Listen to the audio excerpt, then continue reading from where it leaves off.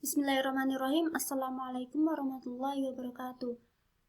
Hari ini kita akan mempelajari tentang peradaban bangsa Arab sebelum kedatangannya Islam.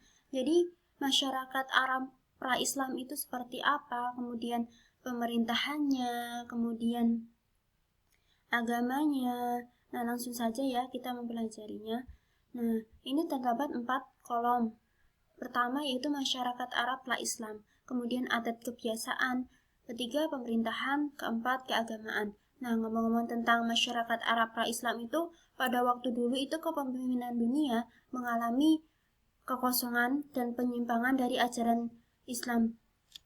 Jadi isi kitab sucinya itu mengalami perombakan yang sangat besar sehingga banyak penambahan atau pengurangan di dalamnya, sehingga kitab sucinya itu sudah tidak lagi murni.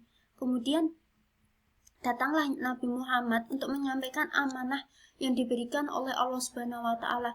Nabi Muhammad yang memiliki karakter cerdas, pemberani, sehingga banyak masyarakat Arab itu yang kemudian awalnya menyembah berhala, kemudian mereka lebih menyembah agama Islam karena tidak ada perbedaan kasta di sana, tidak ada perbedaan hak, dan bedanya itu hanya ketakwaan kita kepada Allah Subhanahu wa taala.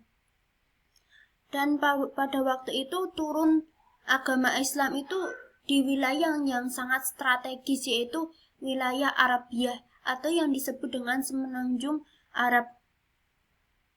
Nabi Muhammad mengajarkan agama Islam itu selama 23 tahun. Nabi Muhammad merombak segala adat jahiliyah, dan kemudian selama 11 tahun itu Nabi Muhammad mengajarkan agama Islam yang berawal dari Mekah. Kemudian Nabi Muhammad mengajarkannya atau menyebarkannya di Madinah, dan waktu di Madinah ini Nabi Muhammad sangat diterima oleh masyarakat sana, bahkan beliau dijadikan sebagai tokoh yang penting di sana.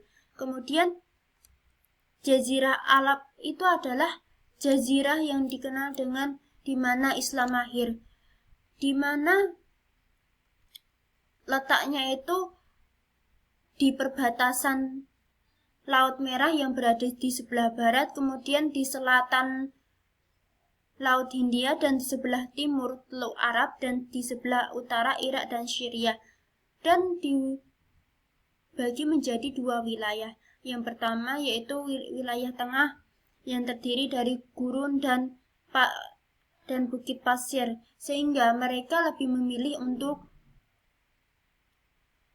memenuhi kebutuhan hidupnya secara nomaden atau berpindah-pindah, karena di sana itu sangat tandus sehingga hujan itu jarang sekali terjadi, sehingga untuk mendapatkan air atau bahan pokok makanan yang lain mereka itu sangat kesulitan.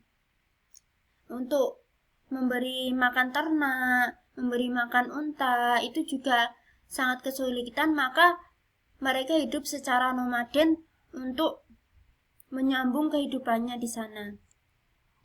Nah, untuk masyarakat pinggiran ini terletak di maritim, atau mungkin maritim itu dekat dengan pantai ya, sehingga untuk mencari makanan itu sangat mudah, sehingga mereka untuk menjadikan atau mendirikan pemerintahan itu juga akan sangat mudah karena mereka menetap di sana. Mereka dapat atau mendapatkan pangan itu di sana. Kemudian Hijaz itu adalah kota kelahirannya Islam, di mana di kota ini sebelum lahirnya agama Islam di tanah Arab disebut zaman jahiliyah, yaitu zaman berdirinya terdapat bangsa Arab atau Yahudi dan Persia. Kemudian langsung saja adat kebiasaan masyarakat Arab.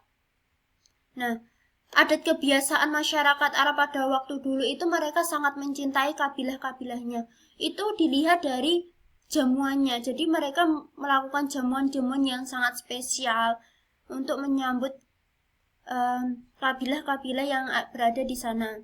Selain itu, mereka juga memiliki watak yang ramah, sehingga masyarakat Arab itu disenangi juga oleh masyarakat yang lain. Tetapi menurut Ibnu Khaldun, masyarakat Arab itu memiliki kejelekan, yaitu suka merampas, suka merampok, kemudian mereka juga suka berkelahi. Nah, ini adalah sisi positifnya, yaitu menunjang perkembangan Islam dan mendorong perkembangan masyarakat Arab. Selain itu, terdapat sisi negatif, yaitu diantaranya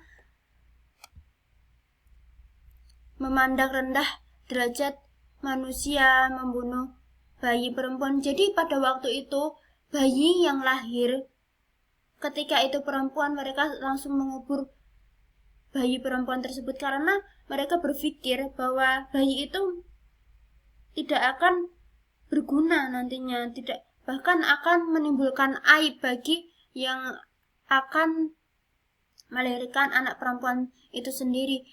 Dan pada waktu itu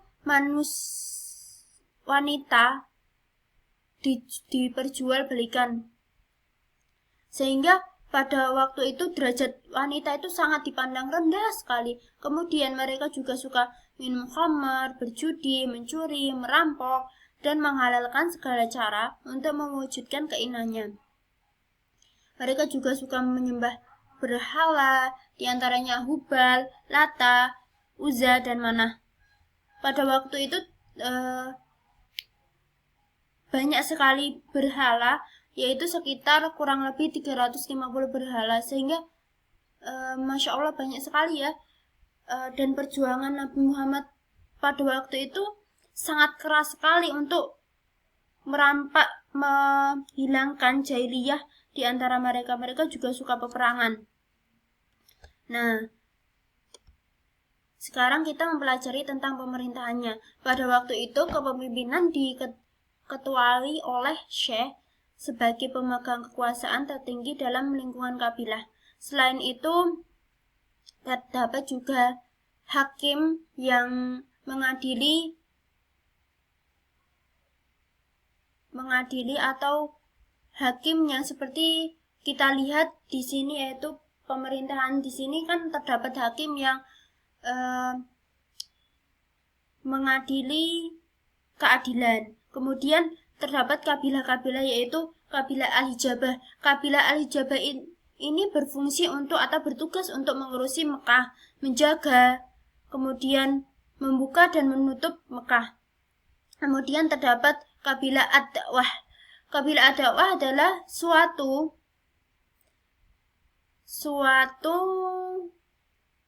masyarakat pemerintahan yang mengurus masyarakat, yang mengurus sosial, politik, dan budaya. Selain itu terdapat kabilah yang disebut Ad-Da'yah yang mengurusi masalah pengadilan. Selain itu terdapat kabilah Al-Qi'adah yang mengurusi angkatan perang di sana. Nah, kalau menyangkut tentang keagamaan, pada waktu itu masyarakat Arab sebelum menyembah berhala itu mereka mengikuti ajaran Nabi Ibrahim dan Ismail. Ajaran Nabi Ibrahim dan Ismail itu adalah ajaran yang disebut dengan Hanafiyah, yaitu kebenaran. Tetapi ajaran itu lama-kelamaan terkikis dan mengalami perombakan isi kitabnya, sehingga kemurniannya itu sudah tidak ada lagi. Dan agama ini disebut dengan monoteisme dan disebut Hanif tadi yang sudah dijelaskan, namun mewujudkannya dalam sebuah patung dan berhala. Jadi mereka itu tetap mencampur adukan agama yang telah diterimanya dengan agama-agama lain seperti menyembah roh, menyembah jin, menyembah pohon, dan lain sebagainya. Nah, itu anak-anak cukup sekian yang bisa Ibu sampaikan materi hari ini. Mungkin nanti akan ada 5 pertanyaan untuk kalian. Nah, bagi siapa saja yang bisa menjawab dengan benar, Ibu akan memberi nilai bonus. Nanti pertanyaannya akan Ibu kirim di Classroom. Kurang lebihnya Ibu mohon maaf. Langsung Ibu tutup dengan wassalamualaikum warahmatullahi wabarakatuh.